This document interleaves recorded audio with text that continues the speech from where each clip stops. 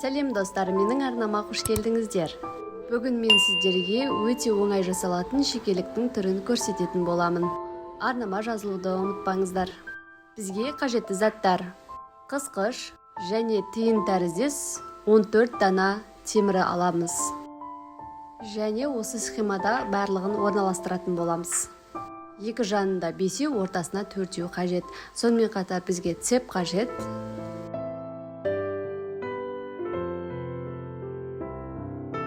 Осындай арнайы кольца және тағатын қажет. Сонымен қатар бізге көптеген кольцалар қажет болады. Біз темірлерді бір-бірімен осы кольца арқылы біріктіреміз. Қысқыштың көмегімен кольцамызды ашып аламыз. Және екі темірді бір-бірімен осы кольца арқылы видеодағыдай байланыстырасыздар. Жабатын кезде жақсылап қадағалап отырып қысыңыздар, себебі кейін темірлер бір-бірімен ажырап кетпес үшін.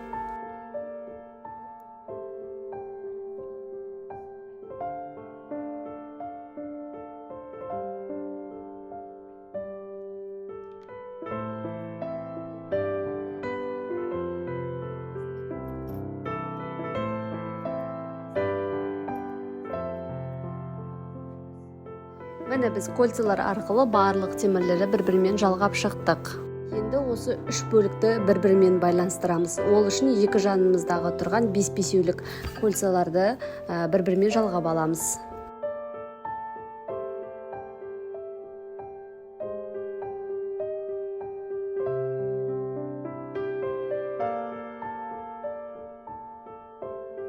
Енді үстіңгі бөлігін жаңағы кольцамызға жалғайтын боламыз.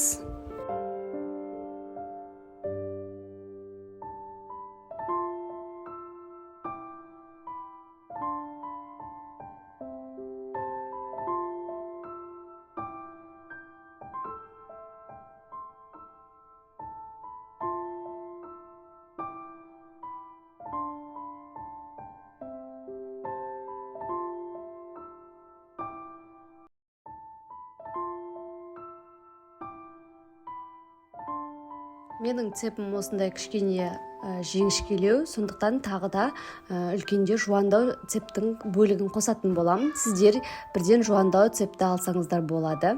Бұл жердегі цептің размері 20 см. Мен осы цептерді бір-бірімен кольца арқылы қосатын боламын.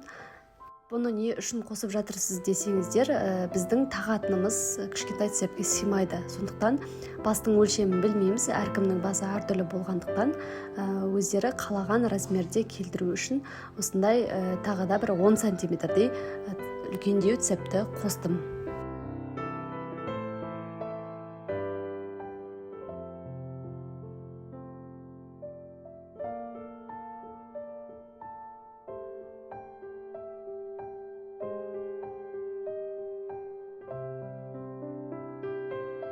Енді осы цепімізді шекелігімізге қосатын боламыз. Бұл жерде де кольца арқылы қосылады.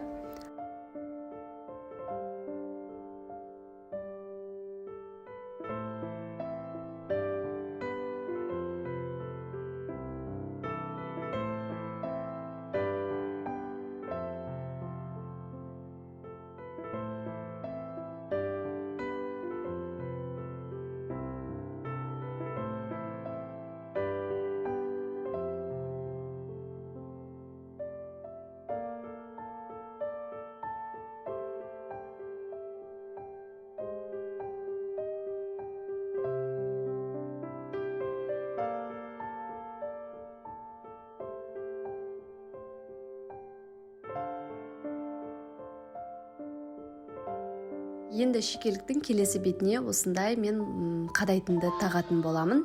Сіздер бұл жерге бірінші цеп қадап, және соның басына бұл қадайтынды орнатуларыңызға болады. Сол кезде арт жағынан тағылатындай болып тұрады. Бірақ мен осы жерде тұрғанын қалаймын, сондықтан осы жерге қададым.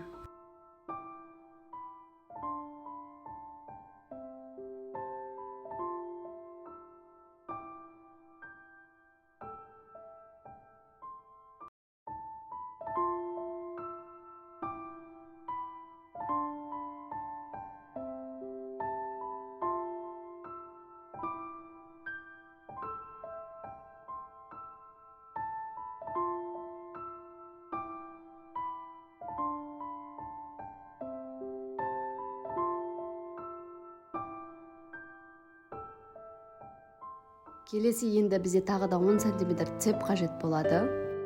Бұл цепімізді шекелеңіміздің төбесіне қадаймыз. Видеоны анықтап қарап отырсаңыздар түсінікті деп ойлаймын. Не деген цеп болып кетті деп ойлап қалмаңыздар.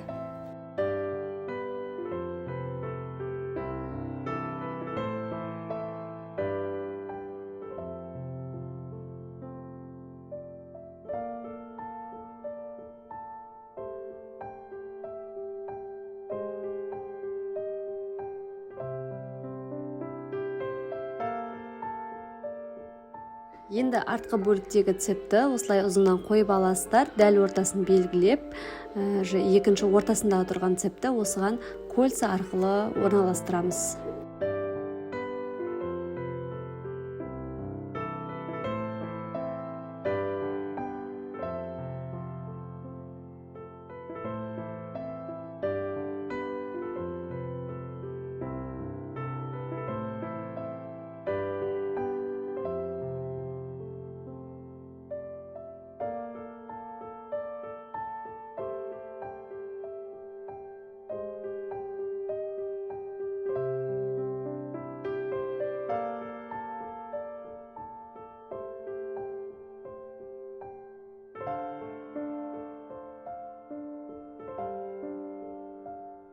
Міне біздің шекелігіміз дайын болды. Қарап отырсаңыздар, ешқандай қиындығы жоқ.